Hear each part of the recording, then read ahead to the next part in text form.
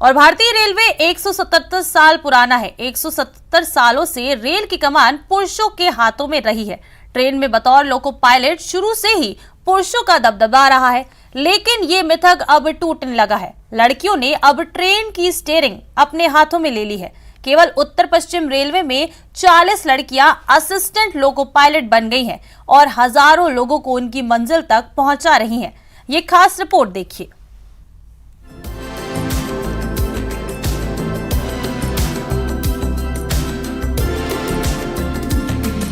ये है ममता शादीशुदा हैं। वो अपना घर भी बखूबी संभाल रही हैं और रेलगाड़ी को भी। ममता भारतीय रेलवे में असिस्टेंट लोको पायलट हैं। अगली बार जब भी आपको ममता जैसी कोई बेटी ट्रेन चलाते हुए नजर आए तो चौंकिएगा मत, क्योंकि अब रेलगाड़ी की कमान भी महिलाओं के हाथों में है। पिछले 117 साल से भारतीय रेलवे में लोको पायलट की कमान पुरुषों ने संभाल रखी थी, लेकिन अब पुरुषों के साथ ही महिलाओं ने भी पूरे आत्मविश्वास के साथ रेल इंजन की स्टीयरिंग थाम ली है। कई चुनौतियों के बाद भी वे रेलवे विभाग की रफ्तार कम नहीं होने देती, क्योंकि हमारी बेटियां किसी से कम नहीं, पुरुषों से कंधा मिलाकर कदम ताल कर रही हैं।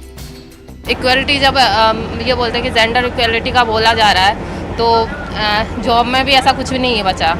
जब मतलब हर फील्ड में आपको फोर्स में मिल रही है, फाइटर प्लेन में मिल रही है, तो ट्रेन तो बहुत इजी हो जाता है। और यहाँ पे मतलब जेंडर इक्वलिटी का लेके चले तो ऐसा कुछ भी नहीं है। और आज हर जगह आमतौर पर लड़कियां अपने लिए डॉक्टर, इंजीनियर, टीचर, प्रोफेसर का जॉब चुनती हैं, लेकिन ऐसा पहली बार हो रहा है जब भारत की बेटियां रेलवे में लोको पायलट के तौर पर भी नजर आ रही हैं।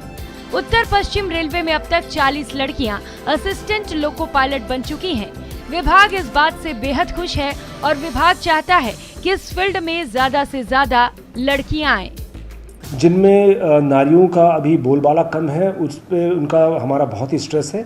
और जैसे लोको पायलट की बात अपनी कही, तो एक बहुत ही पुरुष प्रधान ये कार्य रहा है और उत्तर पश्चिम रेलवे पर अब लगातार काफ़ी संख्या में महिलाओं की इसमें वृद्धि हो रही है। वर्तमान में लगभग 40 ऐसी महिलाएं हैं जो कि लोको पायलट या सहायक लोको पायलट के रूप में कार्य कर रही हैं। उत्तर पश्चिम रेलवे के चारों मंडल में से जयपुर मंडल में अब तक 3 लड़कियां असिस्टेंट लोको पायलट बन चुकी हैं और अलग अलग रूट्स पर रेलों की कमान संभाल रही हैं। ममता मीना जैसी लोको पायलट चाहती हैं कि दूसरी लड़कियां भी इस पेशे में आएं और तमाम मिथकों को तोड़ डालें। देश भर में शायद ही कोई ऐसा फील्ड बचा होगा जहां महिलाओं ने अब तक परचम ना लहराया हो, चाहे वो माउंट एवरेस्ट की चोटी हो या फिर लड़ाकू विमान उड़ाना। अब उत्तर पश्चिम रेलवे में महिलाओं के हाथों रेलवे की कमान भी आ चुकी है। पूरे उत्तर पश्चिम रेलवे में लगभग 40 असिस्टेंट लोको पायलट इस समय काम कर रही हैं और मेरे साथ इस समय ममता मौजूद हैं। ममता इस रेल को यहाँ से जयपुर जंक्शन से सादुलपुर लेकर जा रही है, जिसमें हजारों यात्री इस समय मौजूद हैं। ममता ने ये करियर चुना है बतौर असिस्टेंट लोको पायलट, लीग से हटकर। ममता का मानना है कि चुनौतियां हर फील्ड में हैं, लेकिन आप उसे कैसे हैंडल करते हैं ये आपको तय करना है। ममता अपनी इस प्रोफाइल से बहुत खुश हैं और चाहती है कि ज़्यादा से ज़्यादा लड़कियां इस पेशे में आएं। कैमरामैन यासिन के साथ आसिफ खान, न्यूज़ 18 जयपुर। और आज दुनिया भर में यूएनओ की ओर से world clean air blue sky day मनाया जा रहा है। और लेकिन प्रदेश में हवा की गुणवत्ता की बात की जाए तो ये काफी खराब हो चुकी है। एयर क्वालिटी इंडेक्स PM 2.5 के मामले में 2021 के साल भर के औसत में राजस्थान का भिवाड़ी दुनिया का सबसे प्रदूषित शहर बनकर सामने आया है। ऐसे में राजस्थान के अहम शहरों के एयर पॉल्यूशन के मामले में हालात चिंताजनक है, जिस पर वक्त रहते चिंतन मनन करना बेहद जरूरी है।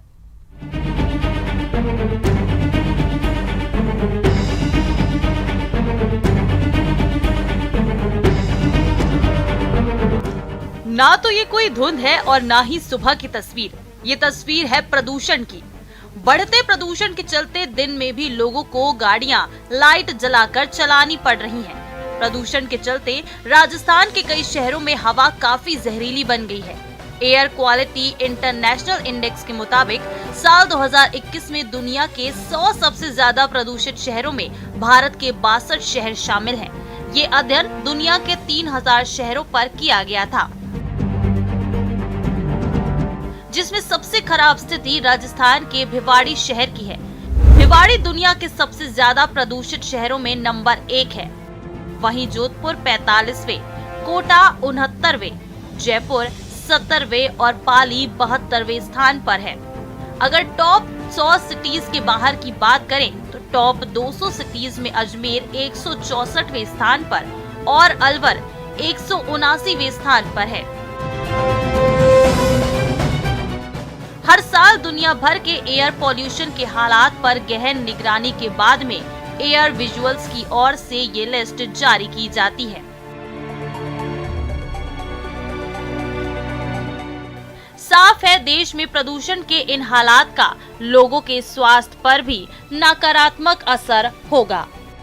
जब सस्पेंडेड पार्टिकुलेट मैटर जिसमें 2.5 के कण होते हैं वो हमारे श्वसन नली में जा कर के, तो सबसे पहले वो हमें ज़ुकाम की तरफ ले जाएगा, गला ख़राब होता है, फेफड़ों में जाता है और उसके बाद में फिर एक सीरीज़ ऑफ डिजीज़ शुरू हो जाती हैं।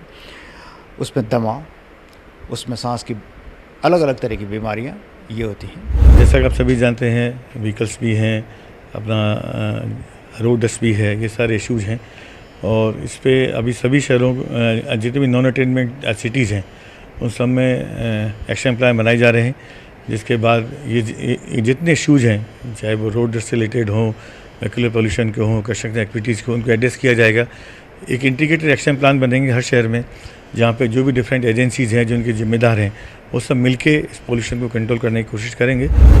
भले ही दुनिया भर में आज यूएनओ का वर्ल्ड क्लीन एयर डे मनाया जा रहा हो, लेकिन राजस्थान में प्रदूषण की स्थिति में कोई सुधार देखने को नहीं मिल रहा है। ऐसे में प्रदेश में बढ़ते प्रदूषण की रोकथाम पर किए जा रहे प्रयासों पर बड़ा सवालिया निशान भी खड़ा हो रहा है। जयपुर से न्यूज़ 18 के लिए अरबाज अहमद की रिपोर्ट।